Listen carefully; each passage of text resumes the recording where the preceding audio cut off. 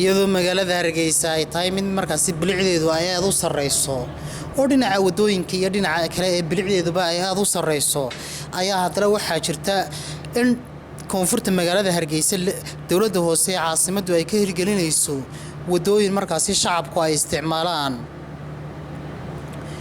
iyadoo xaafadaasi waxa ay imika tahay mid halalac nuuraysa oo bilicdeeda aan markaasi laga sheekayn karin xaafadaasi ayaxa oo ay ku taal xirada ayaxa ayaa waxa rehabilitation ama dib u dhis ku sameeyay dawladda Ingiriiska iyadoo markaasi suntii taalay xiradaasi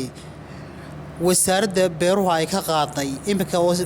xiradaasi ayaa waxay tahay xiro markaasi halalac nuuraysa dhinaca kale haddii aynu jeleecno xaafadaasi ayaxa xaafada kale ay markaasi mataanaha yihiin ee magaalo Doolaal ayaa dawladda hoose caasimaddu waxay u sameynaysaa wado markaasi ay isticmaalaan iyadoo markaasi wadadaasi ay ku reyn doonaan shacbi weynaha ay isticmaali doona iyo gaadiidkuba oo markaasi dadweynahaasi ku nool xaafadaasi magaalo Doolaal ee koonfurta magaalada Hargeysa maraan booqasho ku tagay waxay iga warameen baahida dhinaca arrimaha bulshada oo ay wadooyinku ka yihiin arintaas oo wadadaasi wax weyn ka tari doonto runaantii dhinaca bilixda sidaan hore uga soo sheekeeyay magaalada Hargeysa ayaa waxay la bartamaysaa magaalada Abu Dhabi halka xaafadaasi ayaxa ee magaalada Hargeysa ay ka dhacdo naacaw aad u qabow oo markaasi shacabka degani ay ku raaxaystaan iyadoo Hargeysa leeyahay waxa hareeraha kaga wareegsan buuraha runaantii dhinaca bilixda kama sheekayn karno waa mid la tartamaysa dalkaasi Abu Dhabi ee isku taga Imaaraadka Carabta dhinaca bilixda warbixintan koobankan waxa ka soo qabanqaabiyay aniga oo ay durus rooraaye aqyaarintan warbixin laamida aynu ugu limid doona saas ma dhafna billahi tawfiiq